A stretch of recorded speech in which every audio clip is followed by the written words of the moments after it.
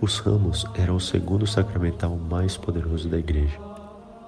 O primeiro era a água da Epifania, uma bênção cantada que demora cerca de 50 minutos para ser feita. E os ramos, quase todo esse tempo.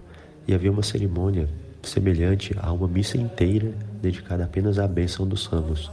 Após essa cerimônia, que era quase uma outra missa, havia a procissão e depois a entrada na igreja com a missa propriamente dita do Domingo de Ramos. O padre Aníbal Bonini, sob Pio XII, modificou radicalmente essa cerimônia toda a Semana Santa, mas hoje aqui destacamos a bênção dos ramos, trocou a cor litúrgica, então se você for à missa e o padre estiver de vermelho, é porque ele está usando a Semana Santa deformada por Bonini, o mesmo indivíduo que fez a missa nova. De qualquer forma, o evangelho lido para a bênção dos ramos é o evangelho em que Nosso Senhor monta no jumento e entra em Jerusalém com hinos de triunfo, de louvor, de pedidos de salvação. E qual é o simbolismo desse evangelho, dessa liturgia, dessa procissão, da bênção dos ramos, do uso dos ramos? O Domingo de Ramos se deu exatamente uma semana antes da paixão, morte e ressurreição de Nosso Senhor. E o que aconteceu nesse domingo? As pessoas, principalmente as crianças, tomaram ramos das árvores e espalharam esses ramos pelo caminho, cantando Hosana ao filho de Davi. Hosana em aramaico e em hebraico significa um hino de louvor, de adoração, sim, também, mas salvai-nos, porque se refere ao Redentor, ao Salvador.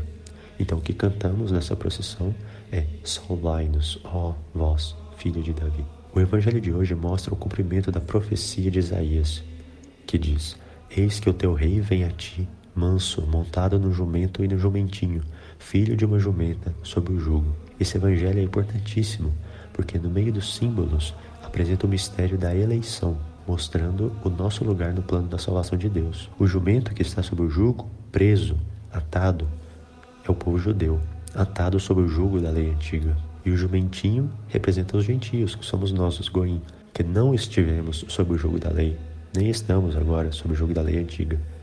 Mas nós seguimos a mãe, a igreja, por amor. Cristo manda 2 apóstolos buscar esses animais. E esses apóstolos, segundo a tradição, são Pedro e João, os apóstolos da fé e da caridade. Isso simboliza que por meio da fé e da caridade, através da igreja, nós somos levados até Cristo. Os judeus rejeitaram o Salvador. É o que diz o responsório, Collegerunt Pontifices et Farisei. Eles se reuniram em concílio para tramar a morte do Salvador. E é o que vai acontecer ao final dessa semana. Então nós, os gentios, nos tornamos o verdadeiro povo escolhido. Não mais pela linhagem de sangue, mas pela fé herdada. Sim, de Abraão, dos apóstolos, a mesma fé.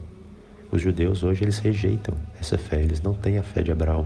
Porque Abraão, como disse Nosso Senhor, viu o dia de Cristo e exultou de alegria.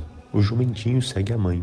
Nós seguimos a fé dos antigos. Assim participamos dessa promessa da salvação. A mudança do Antigo para o Novo Testamento se concretiza no fim da Semana Santa, com a morte de Cristo e a ratificação da nova aliança no sangue dele. E por isso hoje, ainda nessa missa, há esse sacrifício para nos lembrar isso. Os ramos em nossas mãos representam as nossas boas obras, sinal de alegria e de vitória. Os mártires, todos eles, nós os representamos com palmas, a palma da vitória.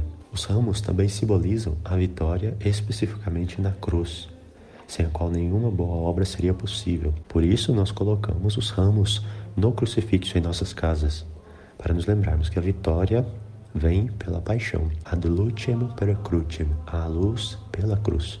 Graças à cruz, nós temos a graça santificante e somos capazes de obras sobrenaturais. Somos chamados a viver uma vida cristã e preparar o caminho do Senhor, a sua vinda aqui neste mundo, a segunda vinda. Por isso, durante a Quaresma, nós preparamos esse caminho com as nossas boas obras, oração, jejum e esmola. O Pai envia o Filho que vem ao mundo, por isso nós saímos às ruas, saímos ao mundo, e o subdiácono carregando o crucifixo, coberto com o mesmo pano roxo, desde o sábado de Sitientes, com os ramos ali na cruz, lidera essa procissão. E chegando às portas da igreja, às portas do céu, que estava fechado porque Cristo não havia ressuscitado, o subdiácono, que na Santa Missa, na Missa Solene, simboliza os profetas, é ele que lê as profecias do Antigo Testamento, simboliza o povo judeu, passa ali a cruz ao próprio Cristo, ao celebrante, simbolizando o Cristo, a encarnação do Verbo, que pela cruz, que ele agarra ali o crucifixo, golpeia por 3 vezes a Santíssima Trindade, que os judeus rejeitam. Golpeia por 3 vezes a porta. E assim é como se abrisse tanto ali as portas dos infernos, ali do limbo dos patriarcas, levando Abraão, aquele povo antigo que havia esperado e acreditado na promessa do Messias, mas principalmente o céu. Nós, por causa de Cristo, por causa do sacrifício de Cristo na cruz, ele nos abre as portas do céu. Por isso ali se canta aquele hino tão bonito: glória, laus, glória, louvor e honra seja dada a vós, Cristo Rei. Gloria laus et honor tibi, Rex Christi Redemptor. Essa procissão com os ramos representa esse caminho que nós fazemos nessa vida. A nossa missão é sair do mundo, sair das ruas e entrar na igreja, entrar no céu, seguindo Cristo. Os ramos são um sinal também da nossa alegria católica, porque são fruto do Espírito Santo. E nós vamos guiados pela fé e pela caridade da igreja. Durante essa semana ainda ouviremos o Evangelho da Figueira, em que Nosso Senhor amaldiçoa a figueira que não produziu fruto. Se não dermos frutos, também nós seremos amaldiçoados quando Ele voltar. Que isso não aconteça. Que essa Semana Santa também nos prepare com maior fervor ainda para a paixão, morte e ressurreição de Nosso Senhor, e que nos dê maior força, maior determinação de segui-lo aonde quer que Ele vá. Gloria